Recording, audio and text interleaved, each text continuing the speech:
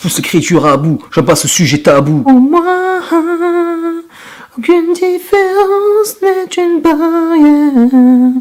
Messieurs, dames, le bonjour. Et non, on va pas parler de R&B à la française, mais nous allons parler de Tabou. C'est cool que je puisse me poser 2 secondes pour vous parler de Tabou, parce que c'est une série qui est sortie en début d'année 2017. Et les affres de la vie d'un youtubeur n'est pas facile, parce que je l'avais mis dans mon planning, et j'ai jamais pu la faire. Donc là, je peux me poser 2 petites secondes pour vous faire cette vidéo. Alors de quoi ça parle ? Au début du 19e siècle, James Keziah Delaney revient d'Afrique et cherche à venger la mort de son père. Refusant de vendre l'entreprise familiale à la Compagnie britannique des Indes orientales, il décide de se battre en bâtissant son propre empire économique. Tabou est la preuve pour moi que les codes du 7e art, mélangés à ceux de la télé, peuvent être l'amalgame parfait pour développer des thèmes, des enjeux, des personnages, en les poussant à leur paroxysme.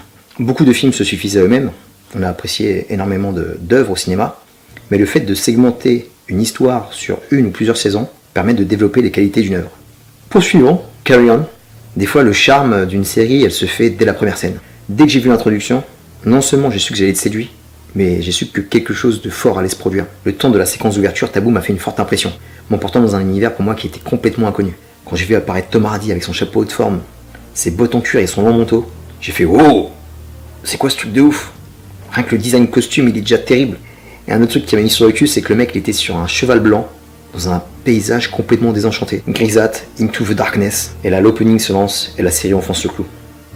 On a une musique douce amère, limite enfantine, qui ouvre le bal avec des images tout aussi macabres les unes que les autres, avec un esthétisme sublime. Ce que j'ai beaucoup aimé, c'est que dès le début, la série, elle est pas là pour te mettre dans le confort, elle est là pour te troubler. Elle t'envoie directement le message. Et bien sûr, le fait majeur de la série, c'est la présence de Tom Hardy. Il est plus connu par rapport à ses œuvres cinématographiques, et avec la présence qu'il a dans cette série, il frappe un grand coup parce qu'il montre qu'il peut jouer sur plusieurs tableaux. Je trouve que c'est un engagement qui est très courageux de sa part, parce que c'est un acteur bankable, le mec tout le monde se l'arrache, et il se permet de faire un petit détour par son pays natal pour faire une série.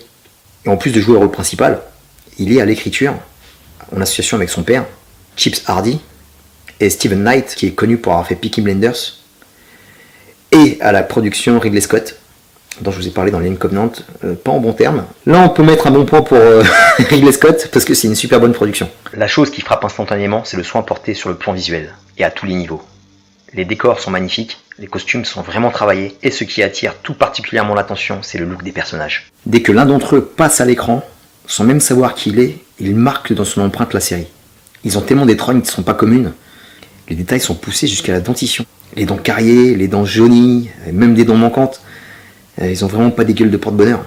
C'est clair que quand on voit leur gueule, on peut être que dégoûté et méfiant. Après, il faut le replacer dans le contexte, parce qu'on est dans l'Angleterre du 19e siècle. Et c'était une Angleterre qui était en construction, qui était boueuse, qui était sale, pleine de vices. On est aux antipodes de l'Angleterre des rois et reines, avec des beaux palais, des beaux costumes, de la noblesse. Là, on nous met dans la crasse directe. En plus, l'esthétisme dans ces retranchements, il en est de même pour la mise en scène.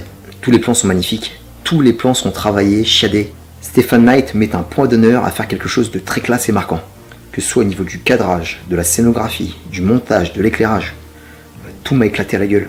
C'est impressionnant pour une série télé. Que ce soit sur Peaky Blinders, que ce soit la série en question, Knight maîtrise complètement la captation des visages, des expressions, des lieux, des moments particuliers, pour les mettre en valeur. Avec une colorimétrie bien adaptée, mais avec beaucoup de réalisme. Bien que ce soit une série qui se passe au 19e siècle, là où Tabou frappe fort, c'est qu'il mélange des thèmes à la fois anciens et contemporains. La série n'est pas sans rappeler Black Sails, Game of Thrones, mais aussi House of Cards, Homeland, ou une série que je regarde en ce moment que j'aime beaucoup, Designated Survivor, avec des codes récurrents comme la manigance, la trahison, les jeux de pouvoir, beaucoup de secrets familiales, des mœurs particulières, des amours interdits. C'est comme si le brouillard londonien s'était accaparé la série par tous ses pores. Tout est sombre à un point dans cette série, c'est ouf. À l'écran, quand tu la mates, t'es hyper angoissé. Et du début à la fin, sur les 8 épisodes, la série elle a une emprise sur toi, elle veut pas te lâcher. Après, ce qui est compliqué pour la compréhension de cette série, c'est qu'elle parle de beaucoup de thèmes à la fois. On peut être désarçonné de temps en temps. Je veux pas dire que c'est une erreur ou c'est un manque de qualité, mais moi j'ai été un peu perdu sur le jargon juridique. Je pense que les codes juridiques de l'époque étaient un peu différents des nôtres. J'étais un peu largué avec toute la procédure judiciaire. Mais après, ça m'a pas dérangé plus que ça, parce que la série elle peut se suivre sur différents angles, et ça c'est appréciable. Là, je vous ai parlé un peu de tous les termes un peu réalistes, on va dire, de la série. C'est une série quand même très réaliste, mais il y a une grosse part de mysticisme. Donc, est-ce que c'est du fantastique? Est-ce que Tom Hardy c'est psychotrope? Je me suis même posé la question, est-ce que l'on était dans la tête d'un mec qui était complètement fou? Façon vol au-dessus d'un nid de coucou. Parce que James Keziah Delaney, il est vraiment atteint du ciboulot. C'est un truc de ouf. Où est-ce que le mec, il est dans l'antichambre de la mort. Enfin, il y a plein d'angles d'attaque sur cette série, on peut l'avoir de différentes manières. Et c'est ça qui est fort. J'aime beaucoup cette ouverture laissée aux spectateurs, parce que chacun pourra se faire son opinion sur la série. Avec sa propre vision. Par rapport au rythme de la série, c'est assez lent, ça pose des bases, parce que c'est une saison 1. Et ça s'accélère, on va dire, sur les 3 derniers épisodes, où il y a pas mal de cliffhangers et de résolutions d'enjeux. Et c'est vraiment prometteur. C'est un rythme lent, c'est un rythme qui est plutôt posé, c'est une série d'époque. Après, c'est pas une série mainstream.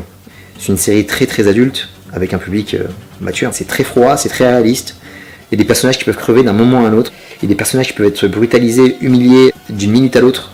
Et ça, c'est ce que je kiffe. Tabou cible un public mature, un public adulte. Pas un adulte qui veut se divertir après sa journée de travail. Là, c'est une série qui demande beaucoup de réflexion, qui me demande aussi beaucoup de patience. C'est une série qui est limite inhumaine, froide. Il y a une violence qui est très gothique. Et en plus, c'est pas du tout édulcoré. Le mec, dès qu'il y passe, il y passe. On va pas s'apitoyer sur lui 5 minutes. On va pas faire de longs discours sur lui. Voilà, hop, on passe à autre chose. Mr. James Keziah the Lady. Commençons par Tom Hardy au niveau du casting. Alors Tom Hardy, c'est le mec, jamais j'aurais pensé déjà le voir cinématographiquement à ce niveau. Il a une trajectoire. Il avait un tout petit rôle dans La Chute du Faucon Noir et dans Rock'n'Rolla. Et de le voir prendre autant de gabarit, que ce soit physiquement et au niveau charismatique, dans tous les rôles qu'il a fait, c'est un truc de fou. Alors Tom Hardy s'est confectionné un rôle sur mesure, ça lui va comme un grand. Non seulement il crève l'écran au cinéma, mais là il crève la petite lucarne. Tom, c'est simple, plus c'est brutal, plus il saigne par tous les pores de la peau, plus on le voit à poil, dans des positions très difficiles. En fait, Tom Hardy, plus c'est crade, plus le mec il kiffe. Et forcé de reconnaître que c'est là qu'il excelle. On va pas lui demander de faire un film romantique, on va pas lui demander de faire une comédie musicale. Tom Hardy, on veut qu'il en prenne plein la gueule, et on veut le voir brut de coffrage. Le rôle qu'il a là, même si c'est un rôle de série télé, c'est un rôle légendaire. Juste en une saison, en 8 épisodes, le mec il a éclipsé pas mal de ses autres rôles qu'il a fait avant. Il est à la fois hypnotisant et terrifiant.